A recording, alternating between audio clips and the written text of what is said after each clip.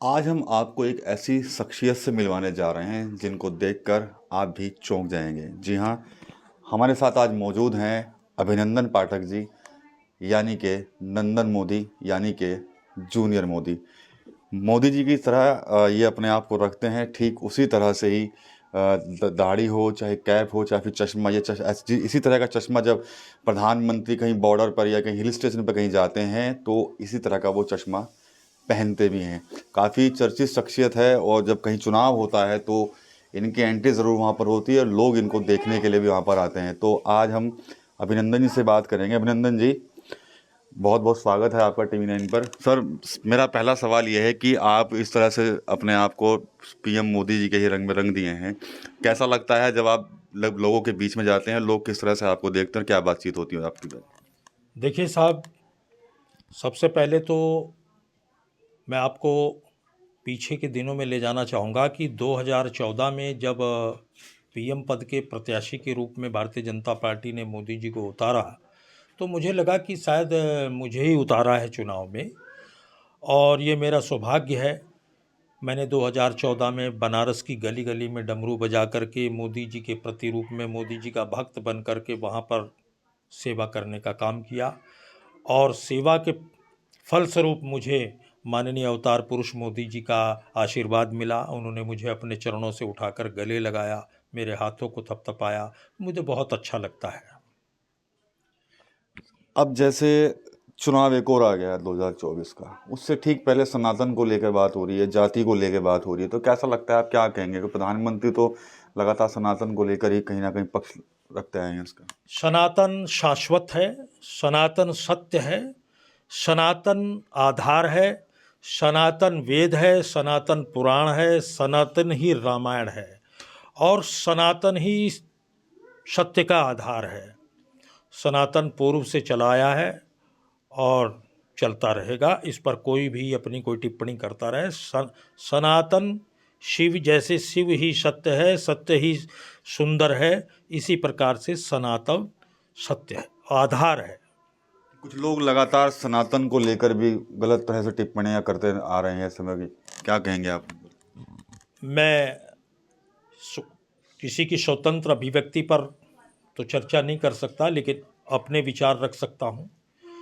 सनातन सत्य है और सनातन ही सत्य का आधार है।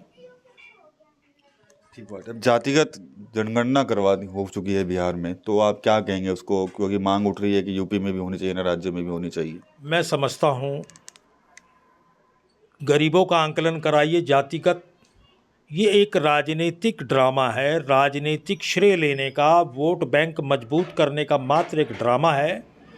और हम ये कहते हैं कि आप गरीबों की जनगणना कराइए, गरीबों को लाभ मिले।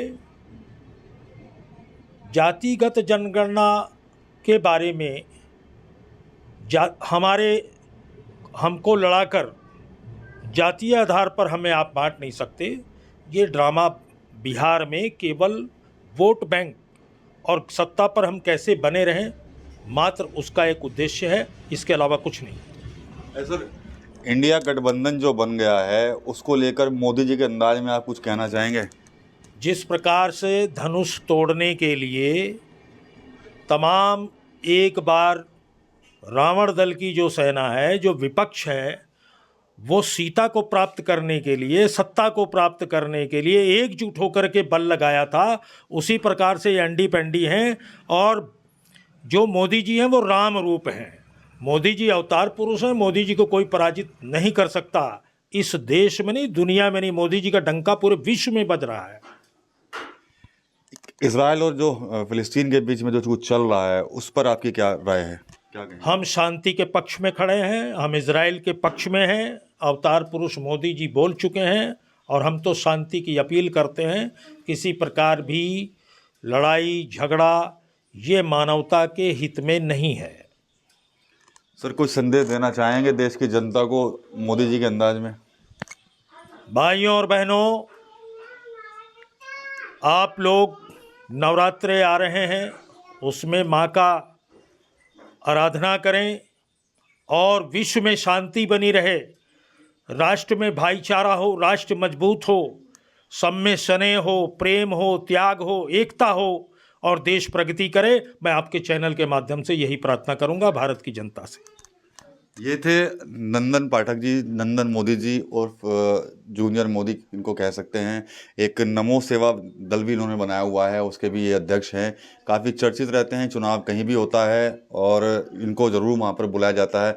एक चीज़ इनसे रह गई, दोबारा पूछ लेता हूँ, राजस्थान और छत्तीसगढ़ मध्य प्रदेश चुनाव कब जा रहे हैं सर कैंपेनिंग के लिए आप? मेरे पास लगातार बुलावा आ रहा है और मेरे अंदर ये भाव रहता है कि मैं मोदी जी को अपना बड़ा भाई मानता हूँ, मैं उनको आदर्श मानता हूँ अपना, और वो अकेले ना पड़ जाएं इस एनडी पेंडी और तमाम उसमें।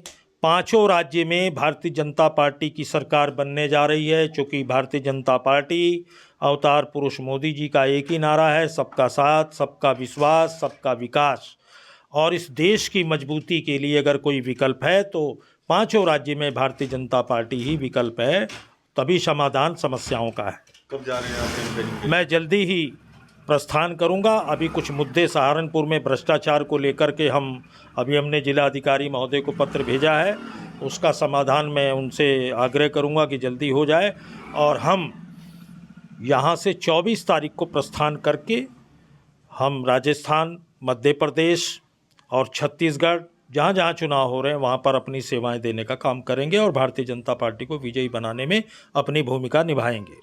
तो ये थे नंदन मोदी, जिन्होंने बता दिया कि अब जैसे 5 राज्यों में जो चुनाव हैं उनके लिए वो भी निकल रहे हैं। 24 तारीख को यहाँ सबसे पहले राजस्थान जाएंगे, उसके बाद जो भी दौरे रहेंगे चाहे मध्य प्रदेश का और छत्तीसगढ़ का, वो वहाँ पर जाकर भारतीय जनता पार्टी के लिए प्रचार प्रसार करेंगे। TV9 यूपी के लिए सहारनपुर से विकास कपिल।